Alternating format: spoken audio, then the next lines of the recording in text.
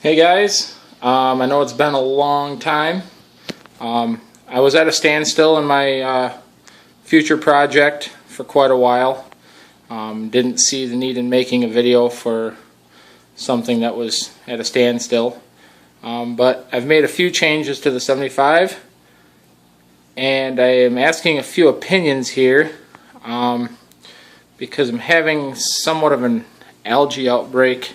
I'm not exactly sure if it is algae or what.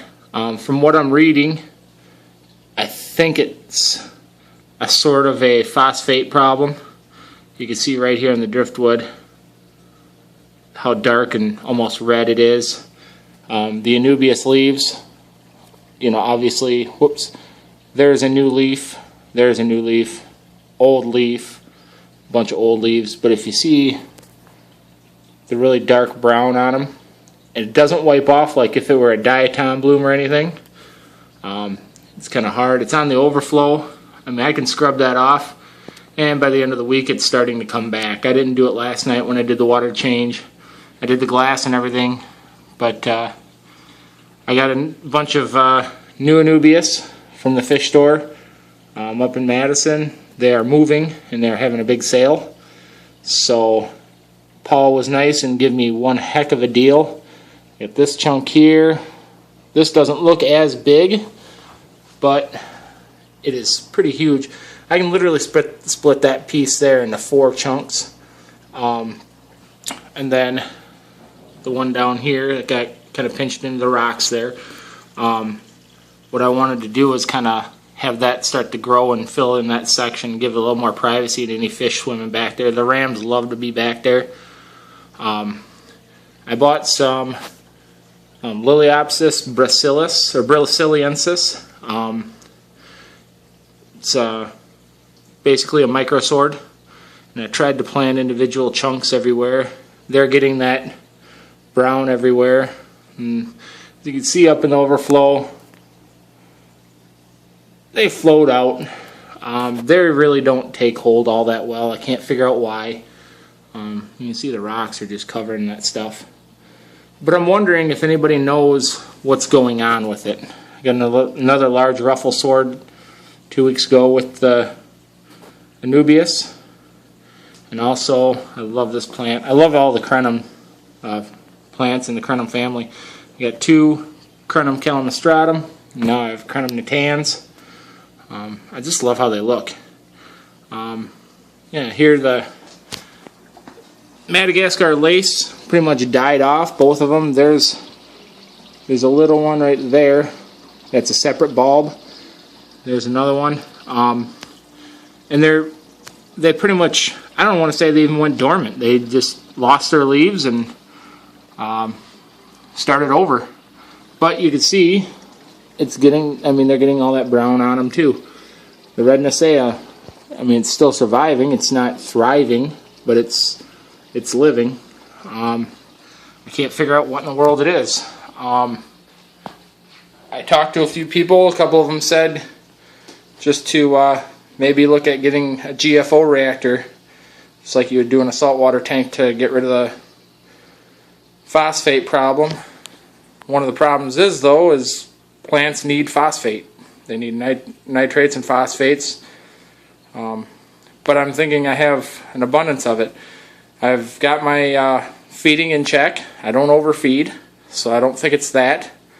You know, and if I find a dead fish, which every once in a while it's going to happen, it's circle of life, I get it out of there. So it's not like I've got fish disappearing, just rotting in a corner somewhere. So if anybody can figure out to help me what this could be, it'd be a big help.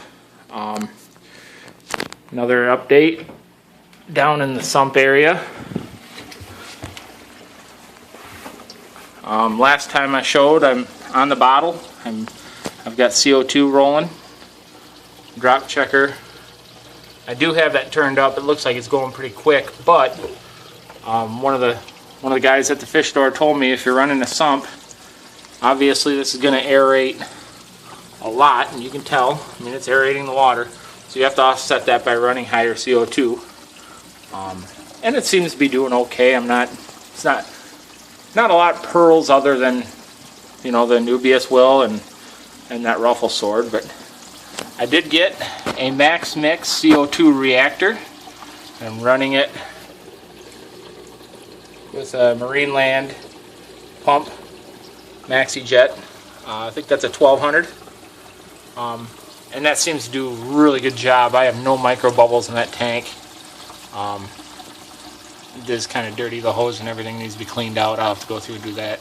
I did pull all my plants out of here. I had a ton of water wisteria in here.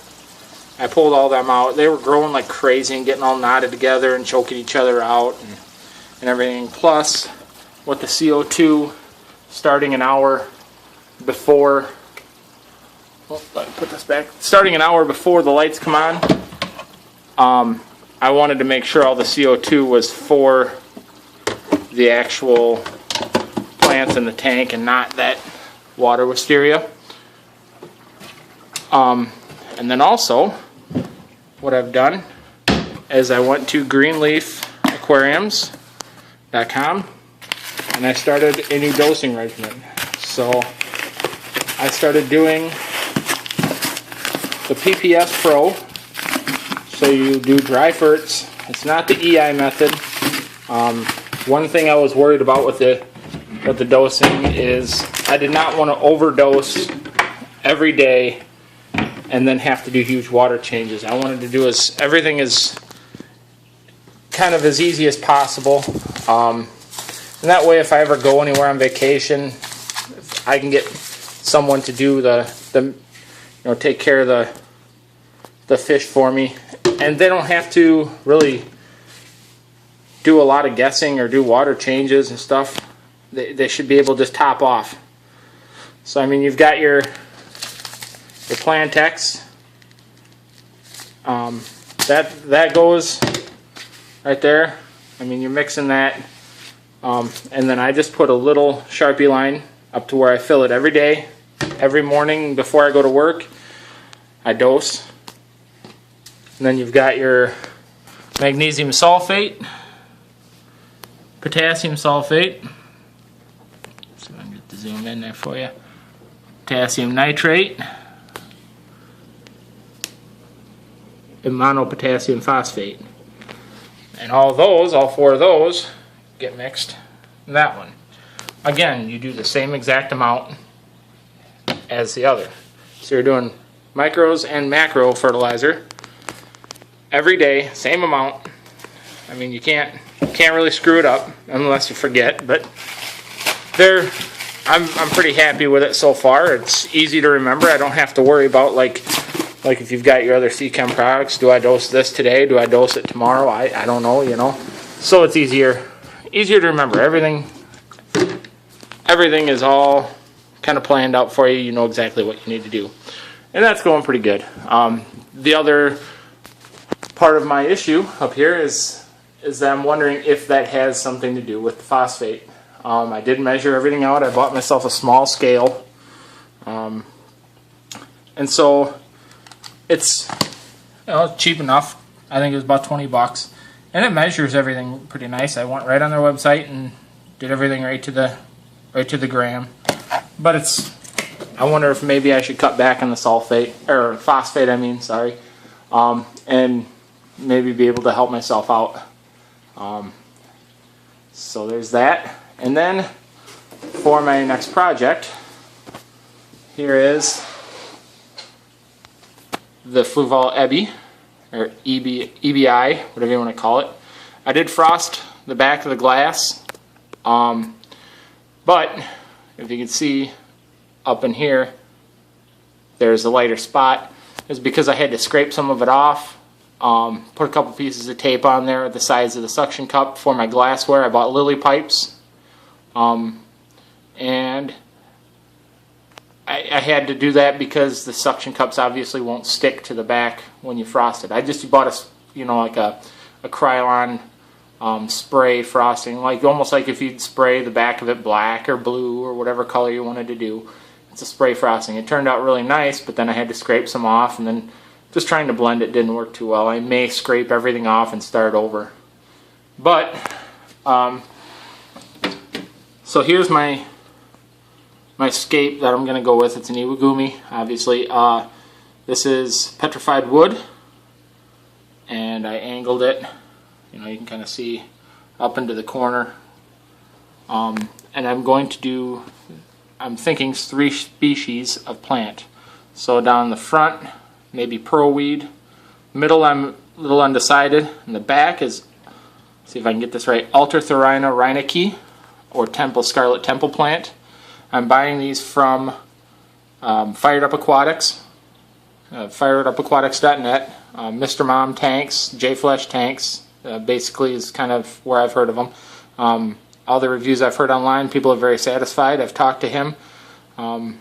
Very neat character. He's really awesome, full of knowledge. I like dealing with him.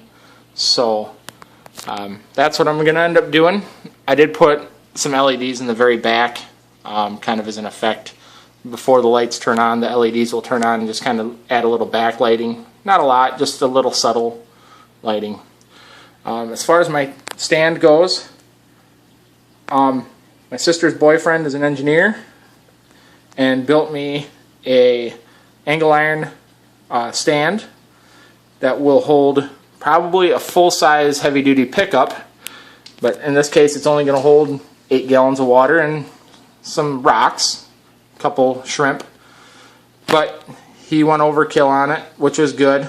Safety, I guess, and just kind of in my own mind.